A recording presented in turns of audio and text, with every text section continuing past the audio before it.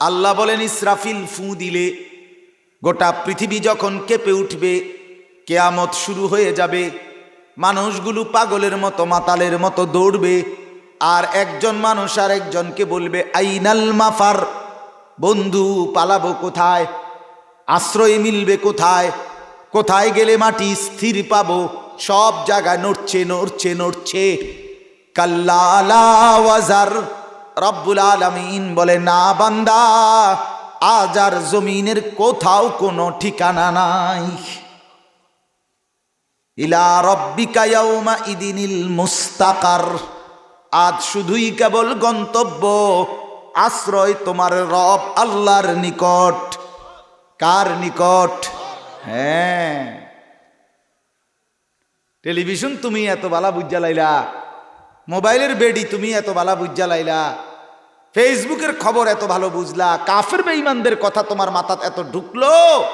আলহামদুলিল্লাহ, তোমরা দুনিয়া, এই ছেলেরা, তোমরা আল্লাহর নাফরমানি করে যেই মজা পাও, পরের নারী দেখে যেই মজা পাও, নর্তকীয়ার ছবি দেখে যেই মজা পাও, আল্লাহর কসম আমরা সেজদা দিয়া তার চাইতে কোটি কোটি কোটি গুণ বেশি মজা পাই বেটা। তুই অপদার্থ কোনো মজাই পাস না বেটা। তুই সোরের মতো থাকস, মানসিনী ধরা খায়, কারণ তুই উলঙ্গ ছবি দেখা ধরা খায় তো জুতা দিয়া ফিটবো মানুষের তোরে। আর আমারে সেজদাওয়ালা দেখলে মানুষ মহব্বত করবে। আমারও যদি রাত্রিবেলাও দেখে সেজদায়, মানুষ কই মাশাআল্লাহ হুজুর তাহাজ্জুদ পড়েন, ঠিক না? আর তোমারে যদি দেখে রাতের 3টা বাজেও মোবাইলে বেডি চাও, তোমারে জুতা দিয়া ফিটবো। তাহলে এটা কি ইজ্জত হইল? এটা তো সম্মান হইল। তো তুমি যেই মেয়ের সাথে হারাম সম্পর্ক করছো, ধরা খাইলে তো তোমারে জুতা দিয়া ফিরবো। আর পবিত্র হালাল স্ত্রী, স্বামী স্ত্রীর বিবাহের বন্ধন হলে পুরা সমাজ মহল্লা, পুরা ঘর, পুরা পরিবার ওই পবিত্র স্বামী স্ত্রীকে এক করে দেয়। যাও, আমরা সবাই সম্মত, তোমাদের জন্য দোয়া করছি, আল্লাহ তোমাদের সংসার ভালো করুক। এই যে হালালের বরকত, আর হারামের কি লাঞ্ছনা। লাঞ্ছনা 100 কোটি টাকা দিয়েও যদি কোনো সুদখোর বাড়ি করে, 100 কোটি টাকা দিয়া, এরপরও মানুষে আইতে যাইতে কইব কি এর টাইলস, সিটার ইটিয়া, সুদের টাকা, দূর দূর দূর দূর, বাটফারির টাকা না। মানুষে আইতে যাইতে এটা বলে, তো লাভ হইল কি? আপনার সুদের বাড়ি তো খুইয়া খুইয়া পড়ব। এই জন্য বাপ, এটা বুঝা দরকার, ইনসাফের বুঝা দরকার, এটা খেয়াল করা দরকার।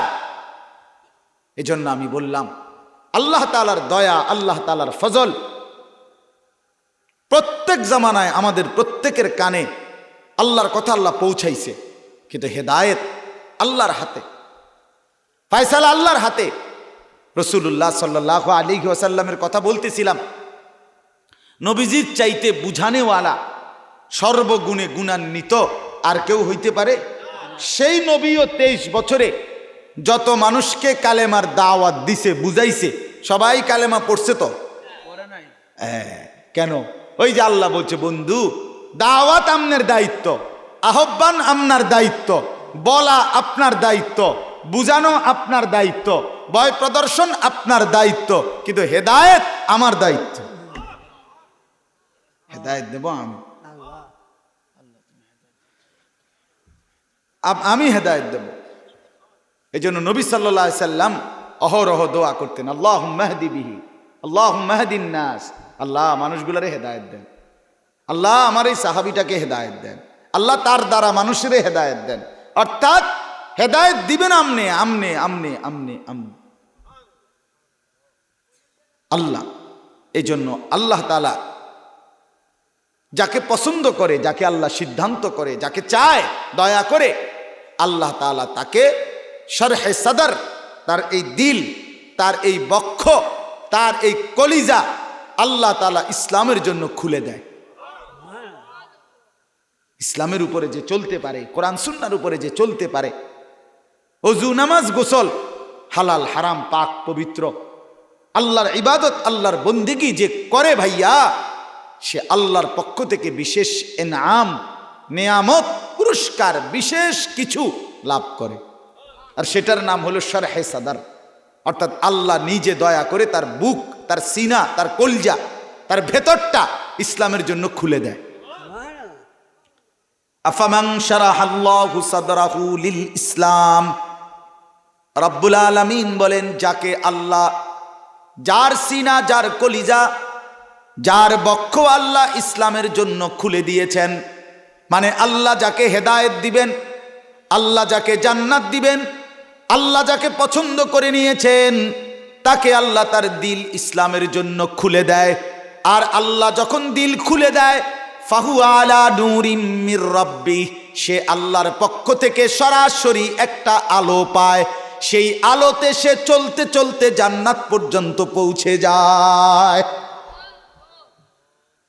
আল্লাহ তখন তাকে একটা নূর দেয়, নূর, আলো দেয়, আলো দেয়, একটা আলো দেয়। হ্যাঁ, এজন্য বন্ধু আমি প্রত্যেক দিন বলি, ছেলেরা তোমাদেরকেও বলি, বাপ, এই ভাত মাছ চাল ডাল, ফুর্তি, আনন্দ, মজাক, ঠাট্টা, রং তামসা, পেশাব পায়খানা, খানা, খাদ্য, ঘুম, এটা কোনো জিন্দিগির তেমন কিছু না বাপ। আলাদা বিশেষত্ব নাই, এটার মধ্যে আলাদা কোনো বৈশিষ্ট্য নাই। এটা কুকুর, বিড়াল, গরু, ছাগল, কীট পতঙ্গ, জন্তু, জানোয়ার, ইমানদার, নাফরমান, কাফের, মুশরিক, অনুগত, অবাধ্য, দুনিয়া আল্লাহ সবাইরে ভোগ করতে দিতেছে।